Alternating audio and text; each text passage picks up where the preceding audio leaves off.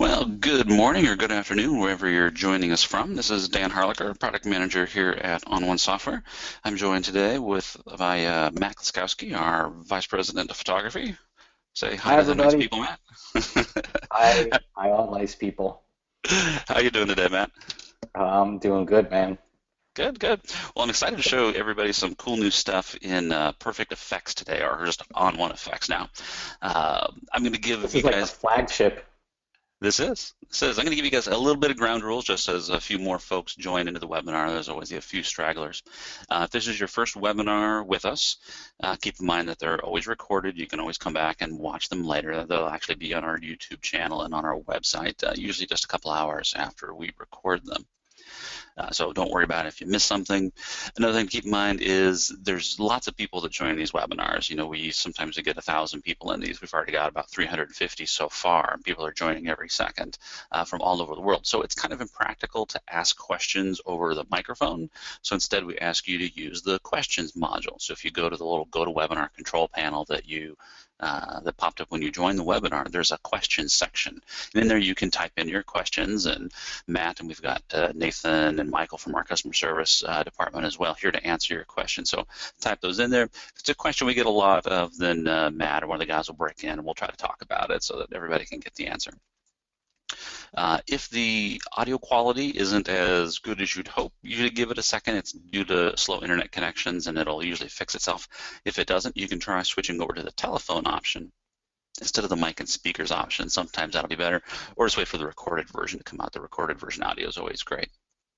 All right, so before we move on one more step, I just want to make sure everybody out there can hear me and see my screen. So if a couple people can just type in if they can hear it and see everything in the questions module, we will get going. All right, looks like we're set to go. All right, so we're going to talk today about ON1 Photo 10. That is the new name for the Perfect Photo Suite. It is quite a bit faster than the previous version, and we've worked really hard to make sure that it uses less memory and that we've given it a new, more modern user interface. We've also put quite a bit of work into the Browse module, enhancing that. We've also changed the way you work inside of Perfect Portrait. We've added some great new tools inside of Enhance, making it work and behave more like a raw processor. We've also taken the power of Perfect Resize and integrated it into a lot of different places inside of the product. Now, we've done a couple of these webinars before already, and if you're interested in more of the features around Portrait and Enhance and Browse, I would recommend you watch one of the recorded webinars that we've done over the last couple of weeks. Today I'm going to focus pretty much just on the new changes in effects. Now, keep in mind that what we're looking at today is still pre-release software. This is not the finished version of Photo 10. That won't be done for a little over another month to go. So the final appearance will look a little bit different when it's done. Some of the buttons will look different. Also, with the final version, will be faster, more stable. So keep in mind there might be a couple bugs that we run into today. This is literally hot off the press. Read between the lines, it could crash. It could crash. If it crashes, it's probably my mistake more than anything else. Yeah, it hasn't been crash. It's been really working well for me.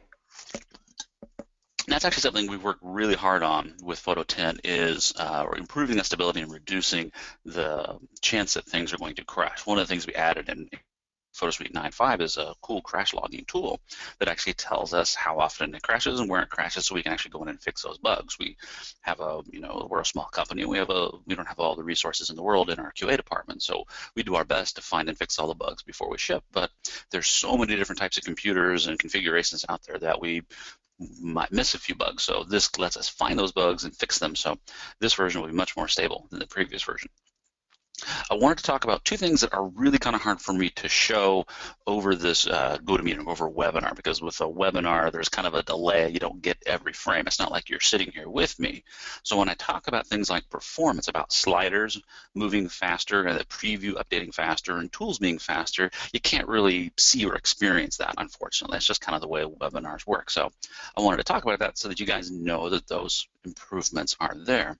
The same thing with the faster algorithms. We spent a lot lot of time and work to make things run faster. We take more advantage of modern video cards or GPUs so that when you wiggle a slider or you add a preset or you click the apply button, those things will happen faster. But again, through a webinar, you can't really see that. All right, let's dig in and talk about some of the changes that we've made in Effects. Effects actually has a ton of cool changes, and I'm going to go over all of those, but just to hit a few, we've reorganized the categories and made finding presets a lot easier than it used to be. We've also changed the stacking mechanism for stacking filters, making it easier for a new user to get in, but still maintaining all the power for an existing user. And we've added a cool overall options pane, which gives you the ability to go in and do cool things like mask an entire preset. So let's jump in here, and I'll actually show you how this works. I'm starting off in Browse today. This happens to just be where I'm keeping my files from. You can keep your files in whatever system you want. I use Browse. I think it works great. We've made some really cool improvements in Photo 10. Again, if you watch those previous webinars, there's all sorts of information about those improvements. But if you keep your photos in Lightroom or Aperture or in a folder on your disk, it doesn't matter. All right, I'm just going to select the photo that I want to work on. And over here in the module selector, which now lives on the right, I'm just going to click on Effects. I'll open this image up. And over here on the left are the presets and the filters. We've worked really hard to simplify the preset and filter concept. It used to be within the presets pane, you had the ON1 presets, the ones that we provided to get you started, plus all of yours, and plus you had this favorite concept. So you had like 3 tabs and 5 different subcategories in each one of those. And it kind of got confusing to figure out where things lived. So we've simplified that quite a bit. There's now just presets and filters. The presets all get installed at the user level. That means you have full control over them. You can go through, you can rename them, you can move them around, you can delete them, you can even update with your own personal settings. Any presets you create will appear in the same list. Any presets that you get as part of a loyalty reward or a pack that you purchased through our website or one of our partners' websites, they'll all just appear in this preset list just like everything else. And this new preset category view is a lot easier to navigate. For example, if I go into the hipster category, I click on it, rather than having it roll down and show me the thumbnails in that same list with the categories, it basically drills into it. If you're familiar with an iPhone or an iPad, it kind of works the same way. It shifts over and shows me just the contents of that category. And it shows the thumbnail with my preset applied to it. And then I can click the back arrow to go back to my list of categories.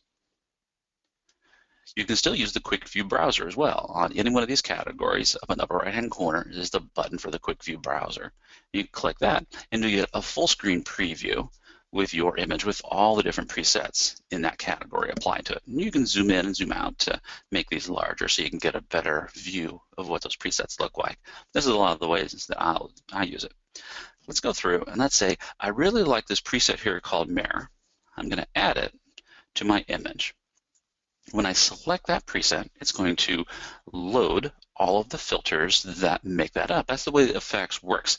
There's 23 base filters that you stack and blend in your own way to create your own unique looks, and then you can save presets of those stacks. So this particular preset that I added actually uses 5 different filters. It uses a color enhancer, a tone enhancer, 2 texturizers, and a vignette.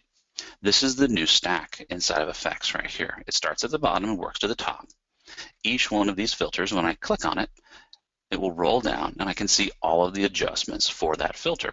Like I would have seen in the Effect Options pane or the Filter Options pane in the past, they now just appear in line. So rather than having a separate list and in the options and the list are merged together.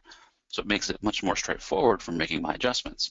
I can click and drag these panes to reorder them. I can always click the delete button to delete it, and I can turn each filter on or off. Now, what I wanted to show you here is how you can take a preset that we give you and make it your own. Let's say I like this preset, but I think this kind of orange-red lens flare coming around the edges is too strong for my personal taste. So I'll just go down the stack till I find it. I'll click on the first texturizer and let's see if that's it. Yep, there it is. I can turn it on or off. Let's say I just think it's a little too strong. I can just grab its opacity slider and I'll just turn it down a little bit. I kind of want it more subtle. There we go. That's the way I like it. I can then go to the preset menu and select the Update Preset with Current Settings option. That will then overwrite that preset with those settings so I can tune them to be my own personal taste, just like that. So now in the future, whenever I grab that preset, it'll come up like this. All right, I'm going to pause here for a quick second and see if we have any questions from the audience. Lots of questions, Dan, on if this is going to be available to watch later. So yes, it will. I forget, do we send out an email, or we put it on the training section of the website, right? Yeah, it'll be on the training section of the website. I think it also goes on to the ON1 blog, and it will also show up on our YouTube channel. And then they may send an email out on it a couple of days, but the best thing to do is just probably go to the blog. I'm sure it'll be posted there. Yeah. Another question about, will I be able to download a beta version? There is a beta program, but it's a private beta program for our kind of our best customers and partners. If you're interested in being part of that beta program, just send an email into our customer service team, or you can email prerelease@on1.com, and they'll talk to you a little bit. And if you're a good fit for the pre-release program, they'll add you to that. Yeah. Let's see here. So. Let's see, how do you rename a preset? It was up there in the, it's up there in that presets menu, yep. Correct? Yep, in that preset menu, or you can right-click on a preset, and you can select Edit. And then when you edit a preset, you can change not only its name, but you can also change who created it, the description of it as well. Okay. And then a couple questions on, if I mess up a preset and I want to revert it back to the factory defaults, yes, you can. Yeah, actually, if you update it, we give you the presets, you own them, you can do whatever you want with them. If you update it and you don't like that change, you can go to our website and you can download that preset again. But there's not a way to revert it back other than reinstalling the software. Sorry about that. Let's see here. And can revert to the original. A couple people asking you what you're using as a computer. You're using a 2014 iMac? No, I'm actually doing this on my little laptop. This is what is this? This is an early 2011 MacBook Pro I have 16 gigs of RAM in it. Okay, cool. So non-Retina display. That's it's a 4 or 5 year old computer. Yeah. And I think one more here. So a couple of people are asking if two things, I think. Will 9.5 still continue to work on the same computer? Yes, it will. You don't have to uninstall your earlier versions if you don't want to, and uninstalling your earlier versions won't change anything either. So you can keep them or you can get rid of them. And also some questions on will your 9.9.5 presets work in 10? And the answer is yes, they will. Yep, that's all correct. All right. Cool, man. I think that does it for now. Cool. Let's go grab a different image, and I'll show you some of the cool things you can do in the new overall options pane. Let's grab this picture of a fire hydrant, and I'll send it to effects.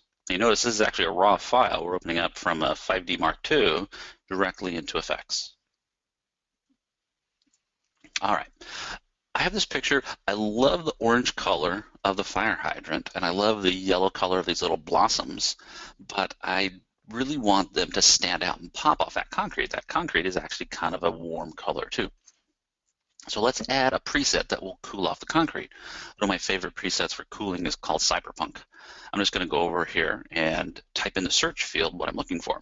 But I wanted to highlight one thing before I did that. You notice that the presets left off in the category that I was in when I left. It now remembers where you left off so that you don't have to go back to that same spot.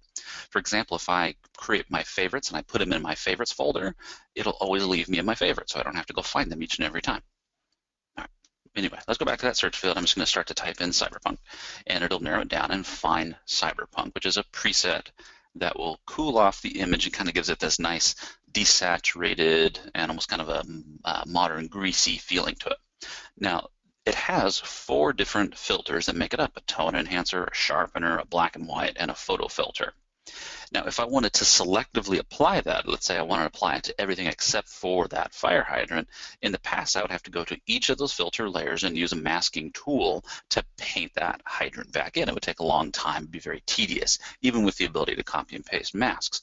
Now, in the new overall options pane up here at the top, you have the ability to adjust the overall strength of all of those filters at once, what we call the overall opacity.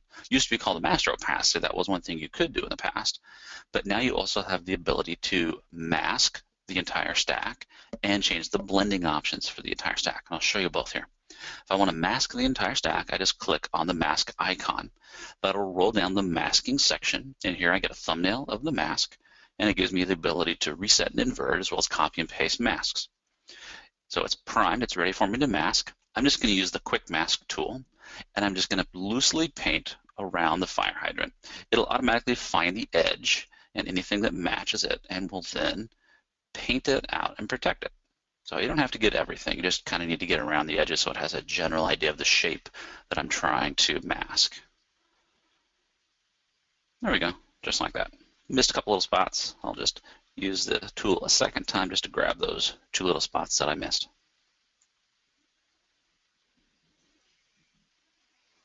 There we go, just like that.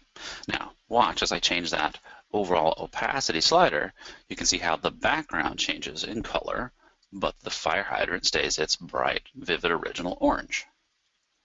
So that's how you can mask the entire stack using the new overall options or the new overall settings pane. You can also use the blending options to apply the entire stack in a certain way. I'm going to open up the blending options.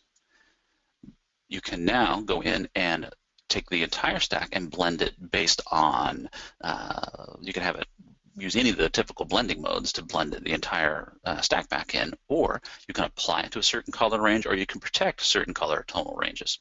You know, if this was a portrait and I wanted to apply this whole preset, but I don't want it to touch the skin, I can just increase the skin protection slider and it'll pull that entire preset off my subject's skin. In this case, I want to use it to bring back those cool little yellow flowers that were in the concrete. I'll just go to my Apply to range, and rather than applying it to the entire image, I can apply it to certain color tonal ranges. So I could say, well, only apply it to the shadows. That doesn't quite do it, but there's an option down here at the bottom called Apply to Neutrals, and it applies it only to the colors in the image that are very soft and muted. So anything that's a bright, vivid color will get filtered out. So just by selecting that neutral option, like that, I can use the range slider to determine how precise those neutral selection is. I'll adjust it up to taste, and there we go. Look at that. I managed to cool off just that neutral color of the concrete, keeping all the yellow flowers and the orange hydrant. Let me turn that preview on and off so you can see that. So there's before, and there's after, just like that. And one more time, before. That's big, Dan. I mean, yeah. That's pretty cool. That's something you couldn't do before. No, and you know, things like that to me keeps me from having to make selections and do things like that. You know, because whenever we're working on a photo, to me, I like to keep it as simple as I possibly can. I don't take pride in using as many programs as I can because that starts to slow you down. So to me, it's when you have things like that, you know, I'm not having to go in there and make a selection. I'm actually just being able to use some sliders to kind of just tweak and blend things the way that I want to. So. Exactly, and that would be a really hard selection to make of just those neutral colors. That would be tough. So it's great to have that option just kind of built in there.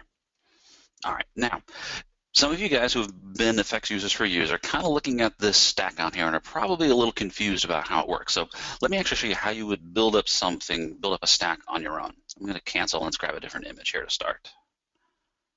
Let's see, let's go with this one.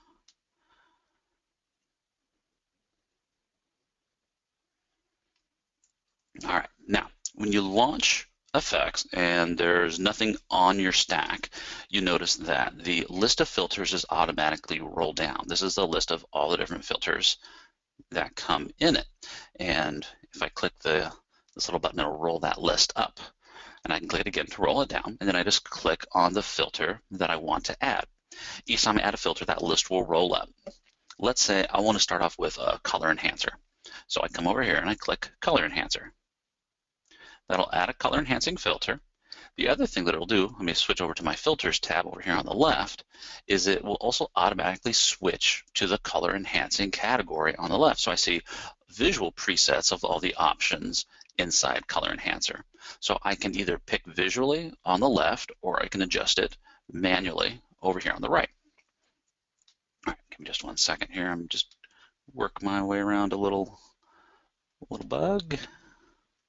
There we go. So there's that color enhancer. You can see how that pulled out some of that red color out of that grass. It's pretty subtle. Let me turn it on and off so you can see. So there's before, there's after. I want to pull even more red out of that grass.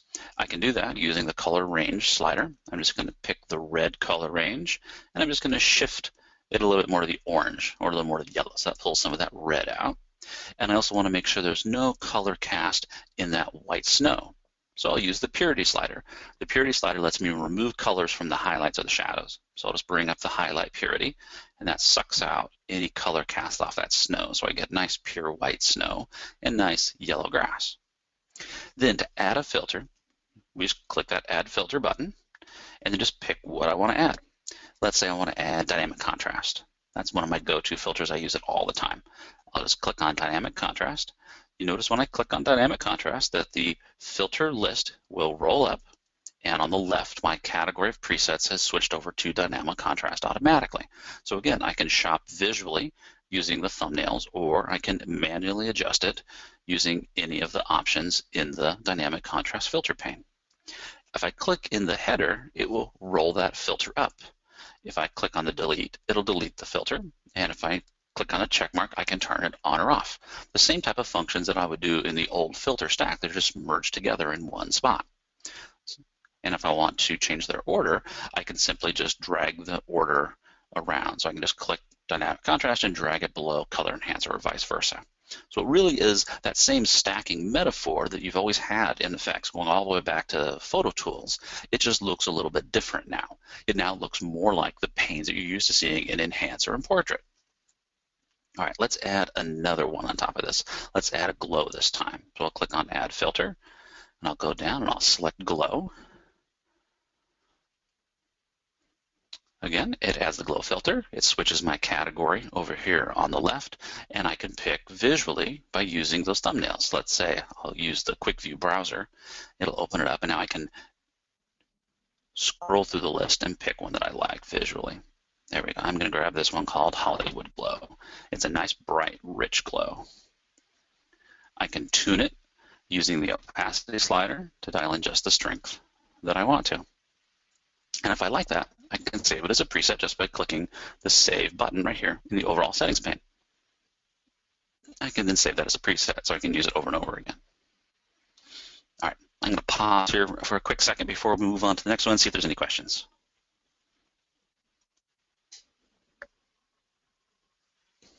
All right, let's see here. So we have, can you adjust the image size and shrink the sidebars down? On a smaller screen, they like a larger image to work on. Yes, you bet. And there's a couple ways you can do that. The easiest is just hit the Tab key, and the Tab key will actually close the left and the right drawer completely. Keep in mind we're still working our way through a few bugs here, so it would look like that. And hitting Tab again will reveal those sides back again so I can use them. You can also change the size and open and close those drawers just by moving them in or out. So a lot of the times I tend to just work on the right-hand side because I've been using it for so many years. So I'll just close this whole preset drawer up like this to give me more room.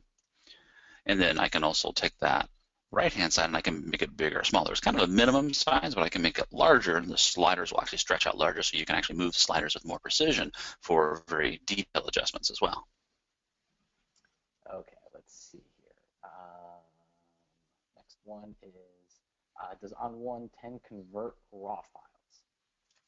So it doesn't, well, I guess convert is an odd word. So Yeah, think of it like Camera Raw in Photoshop. You know, when you open a RAW file, it's going to take the raw settings that were recorded by the camera, and it's going to process it using those settings, and it's going to save it as a new file, a TIFF file or a Photoshop file or JPEG file, whatever you specify. Muted.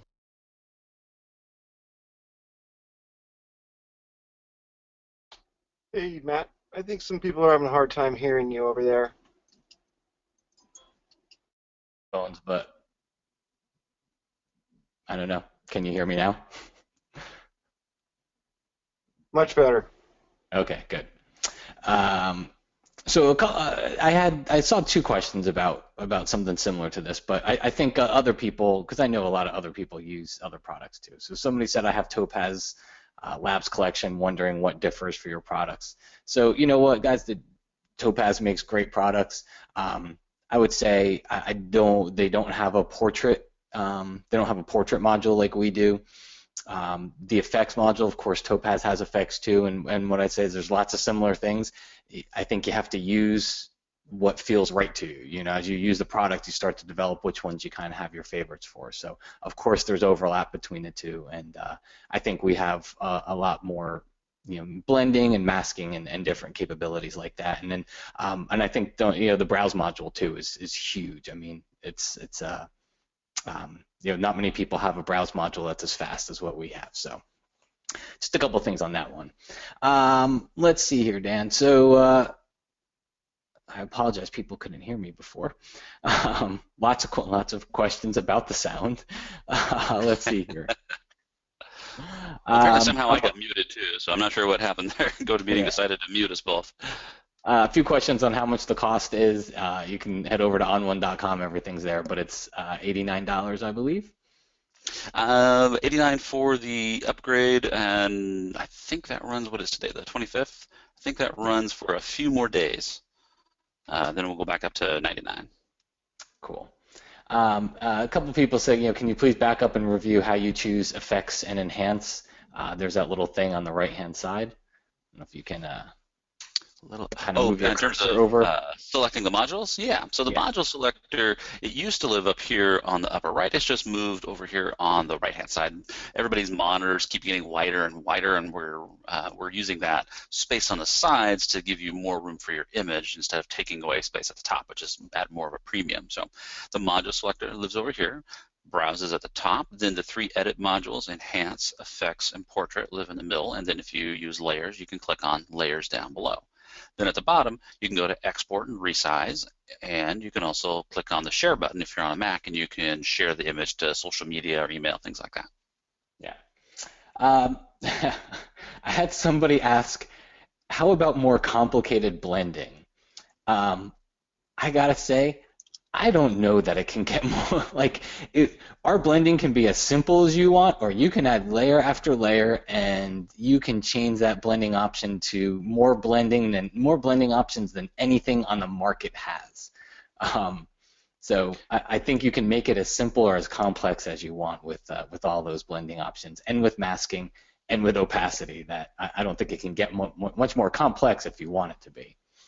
Yeah, I mean, so for example, I showed the blending options in the overall settings pane. You also have those same blending options and same masking options at every filter level as well. So, for example, here in this glow filter, you notice there's that same masking icon where I can mask just the glow, and the same blending options where I can go through, I can pick the blend mode that it's applied with. I can apply it to only a certain color and tonal range, control how large that range is, and protect areas like the highlights, the shadows, and the skin. You can do that on a filter by filter basis as well. So it's really quite a bit of control in there. Yeah. All right. We'll do one more here. So can you stack presets? Yes, you can stack a preset. Let me open up the drawer over here on the left so we can see that. So the secret way to stack a preset, because normally each time you click on a preset, it's going to wipe out your entire stack and start from fresh, because presets are really designed to be a holistic view on an image. Presets really aren't designed to stack because it kind of contains all sorts of stuff. Filters, on the other hand, are designed to be stacked up. But you can stack a preset if you want to, especially if you create your own presets. And here's how you do it. I'm just going to, let's say I wanted to add, let's see if I can find one that would make sense in my presets tab to stack. Let's say maybe I've done all this work and now I want to stack a black and white on top of that. So I can go to my black and white category, and if I wanted to stack one on top, just hold down the Alt key or the Option key when you click on it, and that will stack it.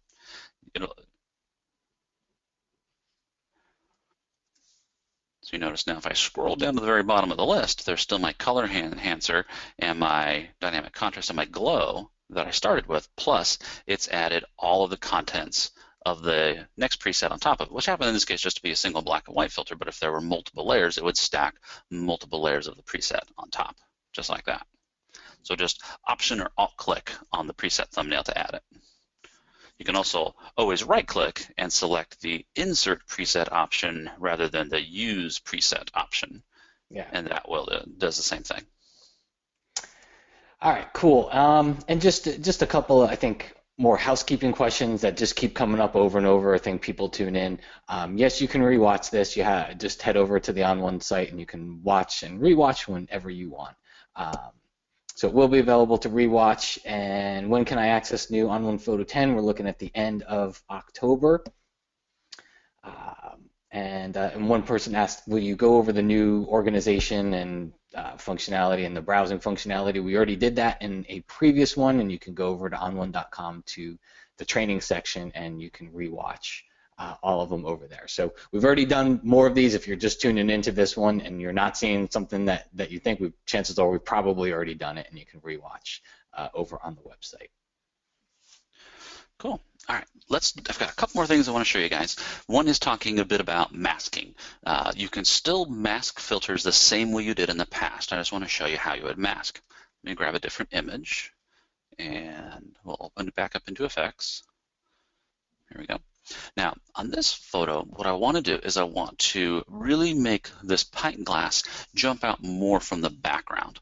So what I want to do is I want to soften the background, and I want to sharpen the glass. So to do that, I'm going to start off by, well, there you go. There's our crash for the day. Close your eyes. Close your eyes. Nobody saw that. Let's take a moment to talk about how great the software starts up. Look at that. Look how fast it started up. I mean, that was a great plan, Dan. Yeah, exactly. You know, if this was Photoshop or Lightroom, I'd still be waiting for some splash screen to go away. All right, so I want to start off, I want to blur the background, and then I want to make the cup stand out more. So to do that, first thing I want to do is I want to add the glow filter. Let's go to our filters, down to the glows. I'll just click on that little quick view browser button. I love using this to help me find the one that I want. You can make these bigger or smaller too. Just use the plus or minus keys on your keyboard. I'm going to make it a little bit bigger here. And I'm just going to kind of go shopping for a glow that I like. I want one that's kind of dark and strong. How about this one called Dark Glow? That will be a good one. So I'll click on that. That'll add that glow filter, sets all the settings for me, and now I've got this nice, rich, dark glow everywhere. I don't want it on my glass. So to mask it off that glass, I'll just go to the filter that I want to work on right here, and I click on the little mask button. That opens up the masking section, and now it's ready for me to mask. And I can mask using any of the masking tools that are built into Effects, and you've got a huge selection of them. You noticed earlier with the fire hydrant, I used the quick mask tool. I could use that tool. I could use the regular masking brush with a perfect brush option. However, on this image, because the colors are so close together and because it's very soft, I'm actually going to use the line mask tool because that glass has a very straight edge to it. So the line mask is actually a new tool that was added, I think, in 9.5, and it's kind of like a pen tool. I'm just going to draw straight lines or line segments around the glass. I don't have to be super accurate on this because we'll actually soften the edge of this when we're done here. And it's just so fast to go around something that has kind of a regular shape to it like this. All you do is you just draw the line around it. When you get back to the beginning, it closes that shape out, and now I can pick where I want to mask. I can mask on the inside or the outside just by wherever I click. But before I do that, I'm just going to adjust my feather. I'm going to bring my feather up a little bit. That will soften the edge that I mask. There we go. So bam, I masked out that glass, so everything is nice and warm and fuzzy except for the inside of the glass. Now I want to do the opposite. I want to take the glass and make the glass pop out. So to do that, I'll use my trusty dynamic contrast filter. Before I go, though, I'm just going to copy this mask. So over here in the mask section, I clicked on the copy button. That's copied the mask and held on to it. That way I don't have to go and remask the glass again. And I'll get the exact same mask. Up in the add filter section, I will add dynamic contrast. There we go. You notice that dynamic contrast is added to the whole image. I only want it on the glass. So I'll go to that masking section. I'll click the paste button. That puts it everywhere except for the glass. And then if I click the invert button, it'll switch it around so that that dynamic contrast is only on the glass. I'm going to turn it up with a really strong preset so you guys can see that better. There we go. So now we've really made that glass pop out from that background, which we made softer and darker. Let's take a look at the before and the after.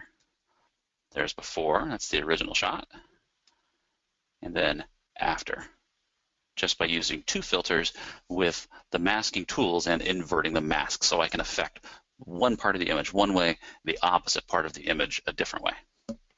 Cool. All right. Yeah, that's a fun one. All right, I have one more thing I want to talk to you guys about, and that is black and white. We're getting a lot of questions on that one too. Yeah. So. Yeah, so one of the big changes we made in effects for Photo 10 is we've taken all of the power from the black and white module, which used to be a separate module, and we've merged it into effects. There's some very good reasons why we did that. First off, let me assuage any fears. All of the presets that you had in black and white in the past are still available. We put the best into effects. The rest are available as a download off the website. And that way you can have every single one of the black and white presets that I created for Perfect Black and White in the past. And those run over hundreds of years of photography, different darkroom techniques, different film types, you name it. It will do everything. The big reason why we put it back into effects is because everybody wanted to use other filters like dynamic contrast that you couldn't use. So people would start off in effects, they would do some work, and then they go to black and white and they do some work, and then they'd have to go back to effects to finish the image out. Well, it made a lot more sense just to take all that power from black and white, put it into effects, and you could do all of that at the same time instead. So you can use things like dynamic contrast with it. You can use a broader selection of borders, a broader selection of textures than you had just in black and white in the past. Let me show you how it works. Let's grab an image. We'll go to effects.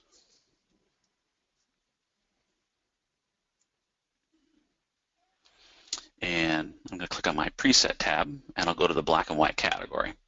I'm just going to use the quick view browser so you guys can see kind of the, ooh, there's a fun one. That's a little bit of a bug. Hang on one second here. Again, keep in mind we're still working on a pre-release version, so we're still kind of ironing out some issues here and there. It's all good, man. I think everybody understands, so. Yeah.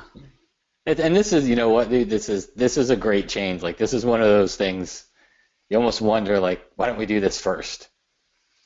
Because yeah. Oh, do black and white first? No, like, yeah, like it's where it needs to be now, and honestly, I mean, I was always I know I was always one in favor of having it as a separate module because I know that when people convert to black and white, it's more of a way of photography for them than it is an effect. And I almost kind of felt like calling it an effect almost cheapened it, but this is really the place for it, and it's not just an effect. I mean, it is a big part of photography, but I think it's in the right place now because now it gives you a lot more flexibility. Oh yeah, no, and I agree. I started off I learned in the black and white darkroom shooting 4x5, so I have a lot of love for black and white and for the presets that we created for it. We did a really faithful job of reproducing those looks and the techniques that you could do, and that's why it was really important to make sure that you could get those exact same looks inside of effects today using those exact same presets. So that's why I kind of wanted to show you here in the quick view browser kind of a sampling of the ones that we've taken from Perfect Black and White that are kind of the best that run across all genres. Now keep in mind you can get all of those if you want all. I think there was 110 of them just by downloading it off of our website. There'll be a special page where you can get any presets. That's also the same way if you update a preset and you decided, gosh, I want the original version of that preset back, you can always download it again. All right, so let's come in and I'm going to grab maybe this pinhole blue look. There we go. You notice that has created a stack that uses a vignette, a glow, and then the black and white filter. What I really wanted to show you guys is the black and white filter. It now contains all the stuff that you could have done inside of Perfect Black and White. So at the top it has the same opacity and masking and blending options that you wouldn't have had in black and white, but you now have because it lives inside of effects. And then the conversion method, you can use the old channel mixer method that Effects has always had, or you can use the more modern color response conversion method that Perfect Black and White used. This allows you to fine-tune the brightness of each color range. And you can do that manually by wiggling the sliders, or you can use the targeted brightness tool. Just click on this little tool, click on a color you want to make lighter or darker. I'm just going to click, and I can drag to the left to darken or to the right to brighten. So I can just click and I'll drag to the right, and you can see how that takes those yellow colors in the petals and brightens them. Same thing, let's say I want to brighten up those greens in the stem. I just click with that targeted brightness tool in a green, and I drag it to the right to adjust it, just like that. You can also grab those sliders and manually move them around to dial in just the color response that you want to mimic different film types, or just visually to do what you want. It also has the improved brightness and contrast, as well as highlight shadows, black and whites that we created for Enhance. So those shadows and highlight ranges are much larger and more accurate than they were in the past. It still has all the same toner options that Perfect Black and White had, and all of those can be fine-tuned. It also has the same film grain options of all of these different scanned actual film grains that I can pick from to add to my image, just like that. And then I can add any other filter from effects into the stack to fine-tune it the way that I want. So if I wanted to add a texture that wasn't part of black and white, I could add my own texture in here now, which I couldn't do in the past. All right. So that's kind of where black and white lives inside of effects now. Any questions out there? No, I mean, we repeat over and over again, the functionality is the same. So basically, we've taken another module and put it into effects. You didn't lose anything. You're not missing anything that you used to use before other than presets, which are there for you if you want to go grab. Yep, you can do the exact same thing. I mean, to be honest, black and white in the past was actually powered by the same engine that powers effects. So it's the exact same image processing. So you get the same results between the two. Yeah, we've got some good questions for you. A couple good questions about how it'll work from within Photoshop and if smart objects are going to preserve the masking done in effects. Can you talk about that a little bit? Sure. There's actually quite a bit of change there. So first off, when it's used as a Photoshop plugin in the future with ON1 Photo 10, it will now be a filter rather than an automation plugin. The cool thing about that is it's easier to find. It lives in the filter menu, and it will do a better job of honoring things like selections. It also makes it faster and use less memory to go between Photoshop and ON1 Photo. The things that change is it will apply to the layer that's selected rather than a copy of the layer. So if you want the results to come back on a copy of the layer, just make a copy in Photoshop before you send it off to be adjusted. It will still work on smart objects. So if you have a smart object inside of Photoshop, you can make the adjustments inside of ON1 Photo in any of those editing modules, and those settings will be re-editable. Now, however, the brushing that you do inside of those modules is not re-editable through Photoshop. In order to do that, you have to use it through ON1 Photo 10 as a standalone application using the Smart Layer option or Smart Photo option.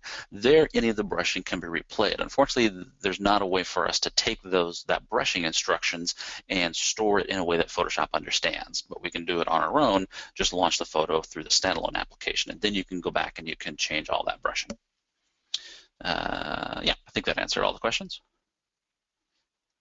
Yeah, looking. A few more questions. I think we kind of talked about it. You don't have reinstall presets that they already have. They will get carried over, correct? Yep, exactly. Any preset that you've installed, anything that you've created, anything you've downloaded from our website, any additional extras that could be backgrounds, borders, and textures that you've added, those will automatically migrate over when you install Photo 10 as well. Yeah. And saw a couple questions about showing examples of using textures. That's not. This is more. We're trying to cover some new things in Effects 10. That's not new, and you can, if you just hit the training section on on1.com, just type in textures in the search, and you'll find some stuff over there. Yeah, and actually on our customer service page, I know there's tons of questions that are coming up in here. The FAQ section on the website has most of the answers to these. So you just type in the search field what you're looking for. 9 out of 10 questions can be answered using that search field on the knowledge base page. Yeah. Somebody asked, will it continue to work with Aperture 3.6? Does it work on any lower Aperture versions? So, I mean, Aperture's going away. I don't know. I don't know the official development standpoint behind this, but eventually there's not going to be support for it. Yes, Photo 10 is the last version that will continue to support Aperture. We test everything with 3.6, so we can guarantee that it will work there.